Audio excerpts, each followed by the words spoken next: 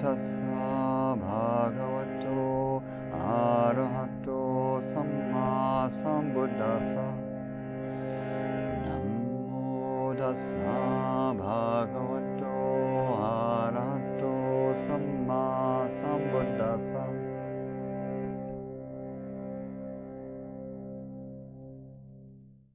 As we come toward the end of the year here, I think next week we'll do a simple homage and refuges ceremony in the talk period. So I'll plant a couple of seeds toward that tonight, and then those who want to do it or can just witness it as a meditation next week are welcome to do that.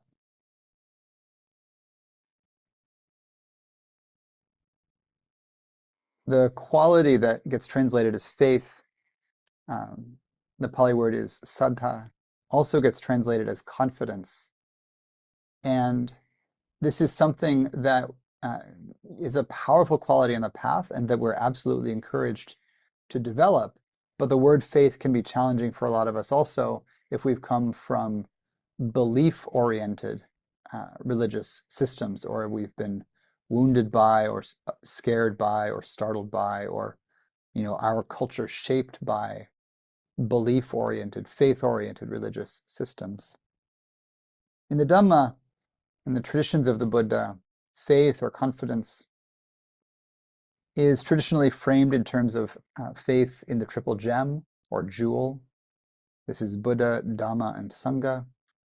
The Buddha, the founder of the lineage, abstractly the teacher, more abstractly the cosmic principle of the enlightened or awakened one, even more cosmically the principle of perfect wakefulness that is the true nature of every aspect of the universe. So you can see each of the gems both in a very relative way, which is where devotion lives and relationality lives, and then out into a more non-dual or absolute way that transcends relationship, devotion, worship, faith even. So the Buddha is the human teacher, the Buddha, all the way out to Buddha nature. The Dhamma is the specific teachings of the Buddha, again, all the way out to wisdom teachings more broadly, out to the wisdom that just is the expression of that Buddha nature, the expression of the true nature of everything, as clarity, as understanding, as wakefulness. And so Dhamma, from the specific teachings of the human Buddha and the lineage, all the way out to, seeing the universe in a grain of sand, right? The wisdom or the clarity that shines forth from anything. And then the Sangha, the family or community of noble ones, traditionally or originally the Sangha of the Buddha's monastics, specifically the awakened monastics, folks on any of the four liberated paths or liberating paths, but also including those who are practicing toward those paths. So that includes all of us. And then this is the full, what's called the fourfold, or what we can call the manyfold Sangha of ordained and lay practitioners of all genders. Traditionally, it was 4, men and women ordained, men and women lay people. Now understanding gender broadly or infinitely,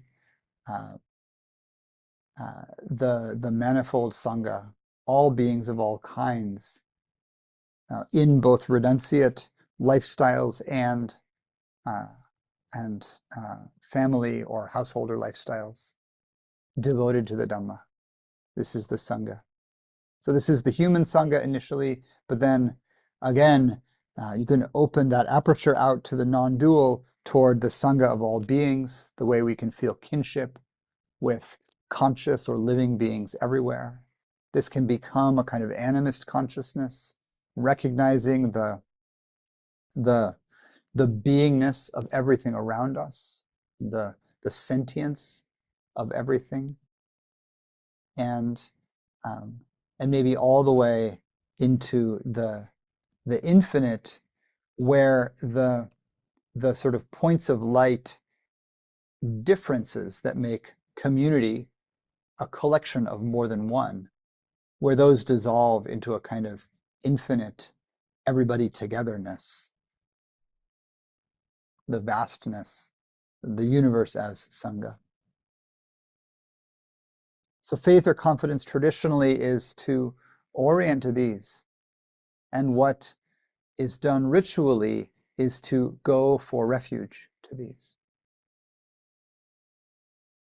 I think the Buddha recognized so deeply as a result of his search for liberation that without refuge, the world can feel unsafe, dangerous, like not home.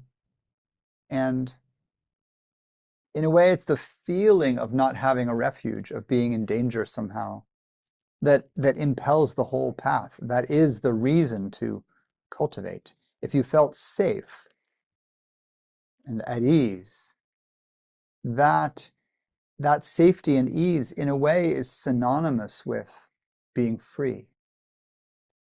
Because, pleasant and unpleasant things keep happening. The world is categorically not safe physically, not safe emotionally or relationally, right? People do and say all sorts of things that cause harm, and you can feel that, and you can feel the danger of that. And no matter how enlightened you are, that's how people are.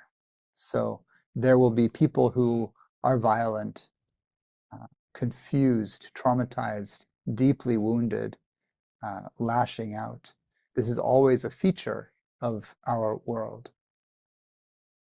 And so to feel that is the thing that turns us towards some kind of practice. The question becomes, what can I do in a world that feels so dangerous, or in which I feel so vulnerable?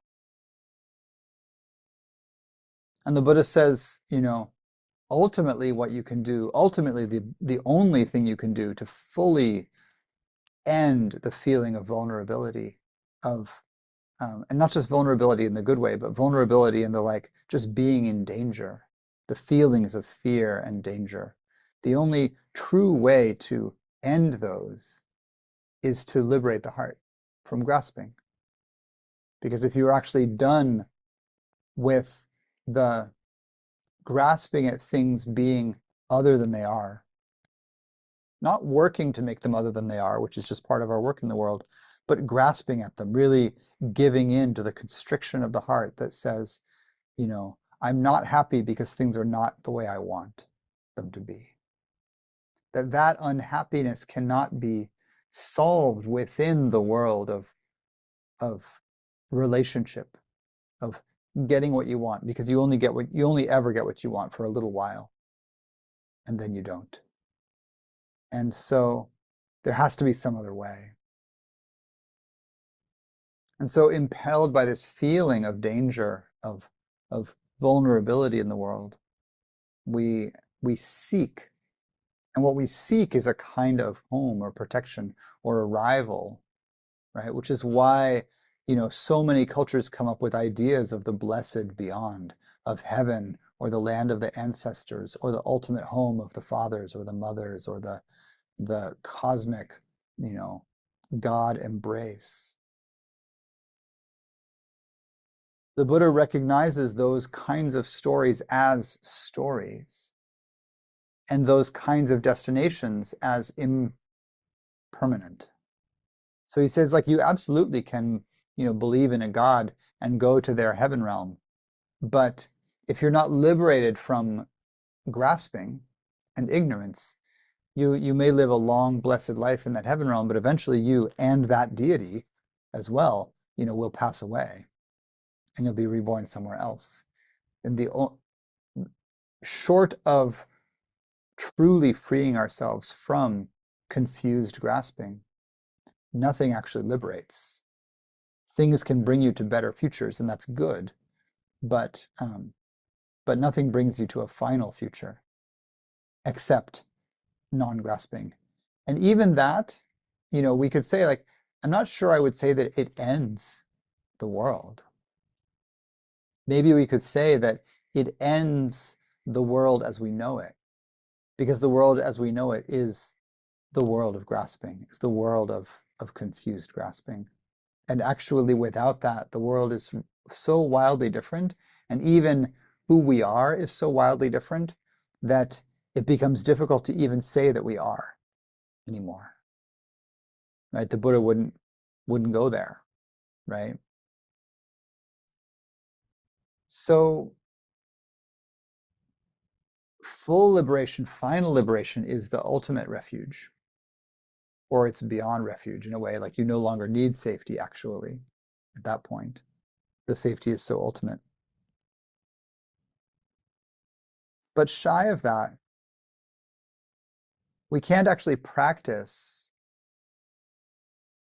bringing clarity to the heart and the training the attention, um, unfolding the states of benevolence in the heart. We can't really even do that if the dangers around us are so startling that we are, lost in anxiety, overwhelm, fear, rage. And so the temporal, the relational, the path refuges are these three qualities that we go for refuge to, um, as supports on the path, right? So these are the temporary refuges. We can't figure it out on our own, and so we go for refuge to the teacher, to the Buddha. Whether or not you can resonate with the historical Buddha, the core of faith in the Buddha is acknowledging that awakening is real, that it does seem to you through your experience possible to awaken fully from confused grasping. And this is hard for a lot of us to really find.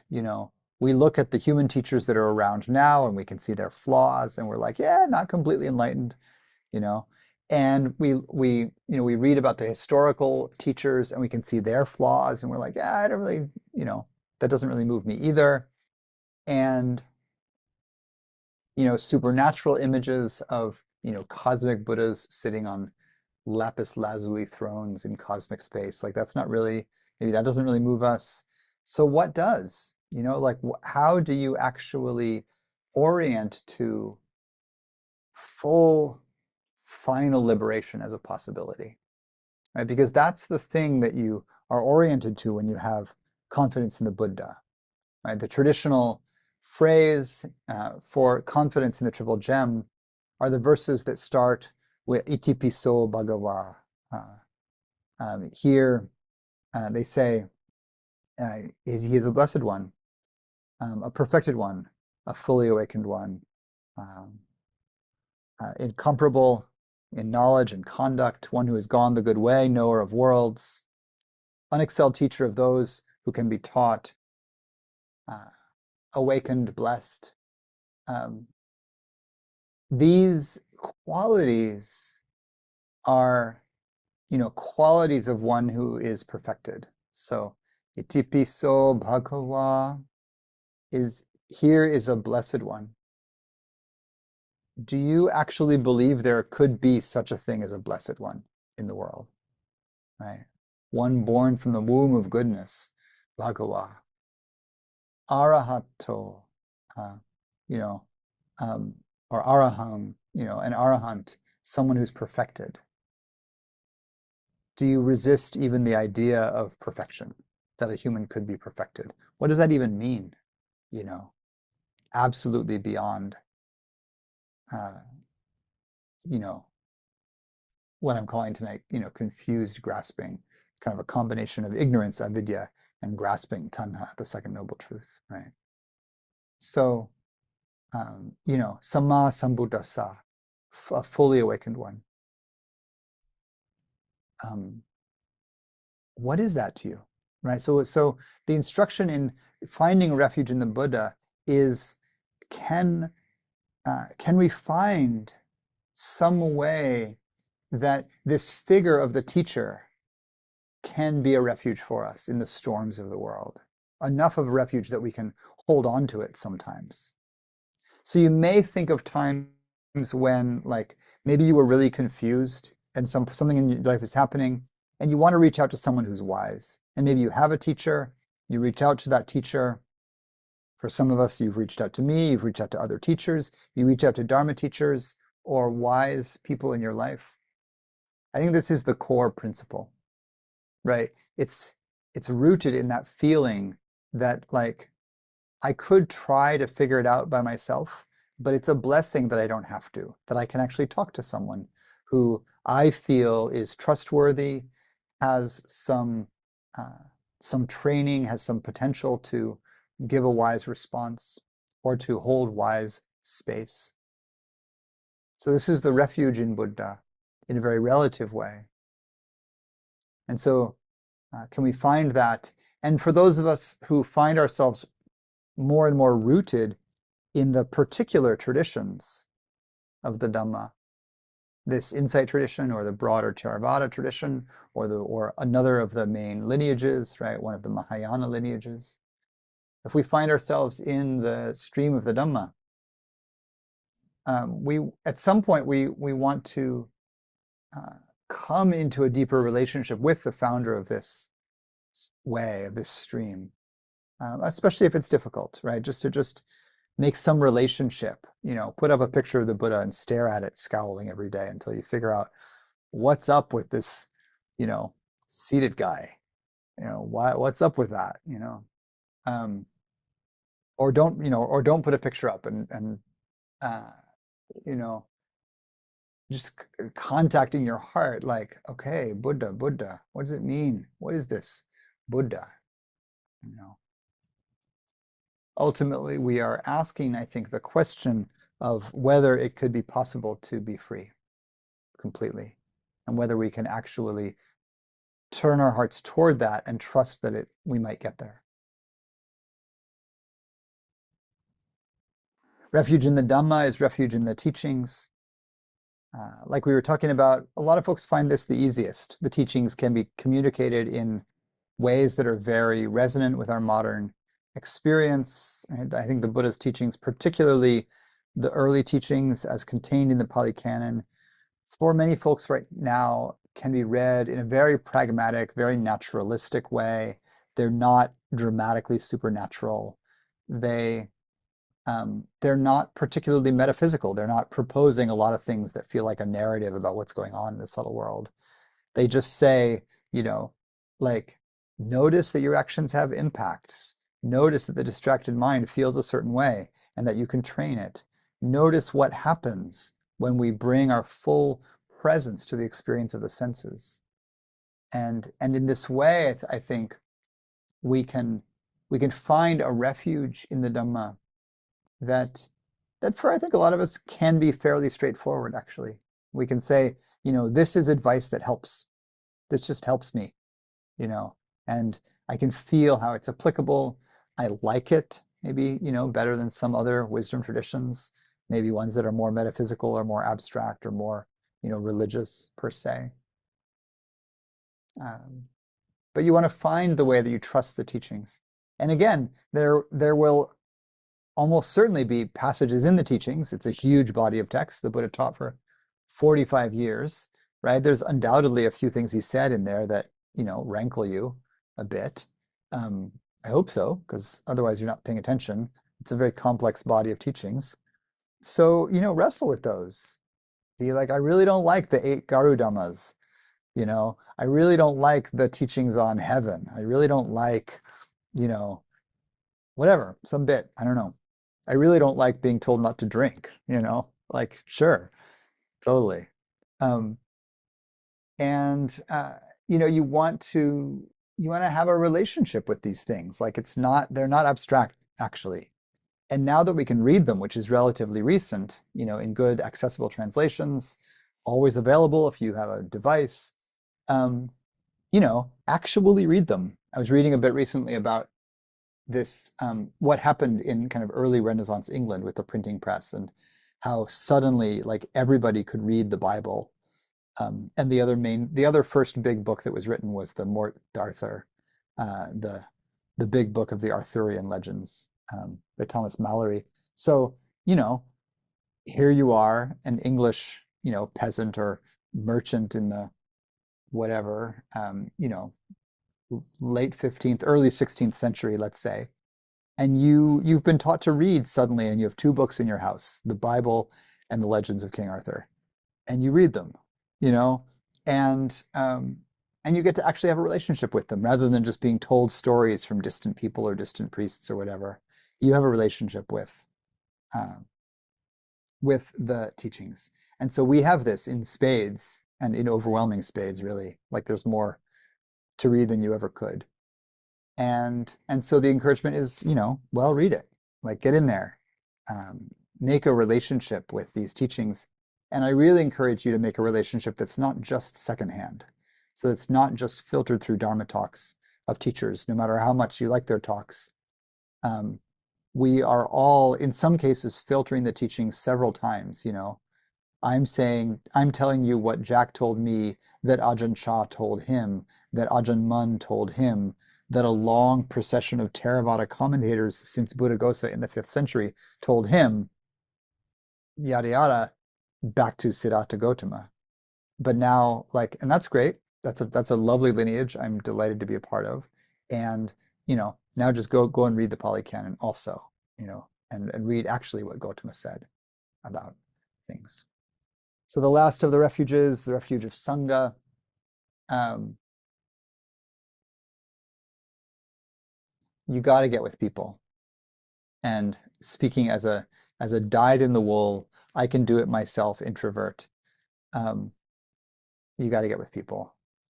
I was talking with one of my mentor teachers a couple months ago, and uh, and I was talking a little bit about, feeling a little isolated, and I'm like, I don't know, I just kind of do this thing, but I'm not really.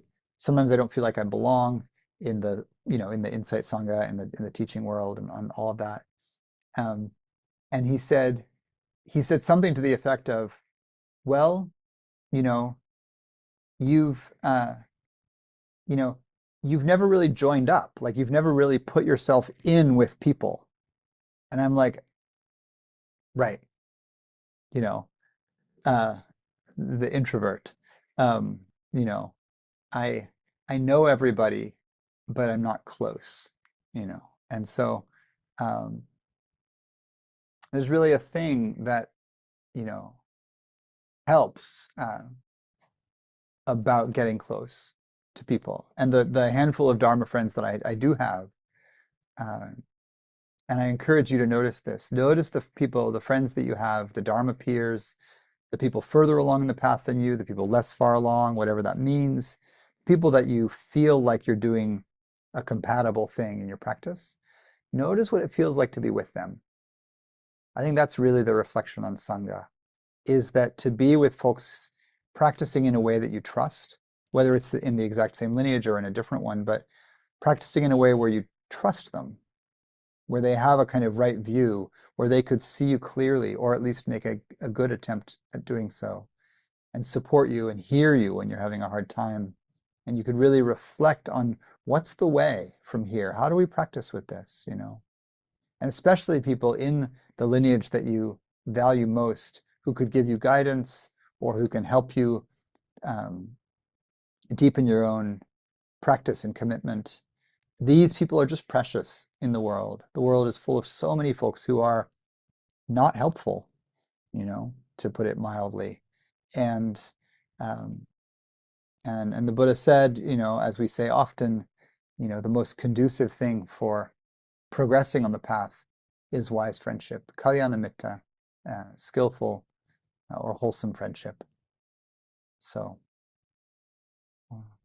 so next week I'll talk a little more about these, and uh, we'll take the refuges and precepts to wrap up the year together and set out on a new calendar year together in Sangha, studying the Dhamma, inspired by the Buddha, whoever that was. We'll go forward from here.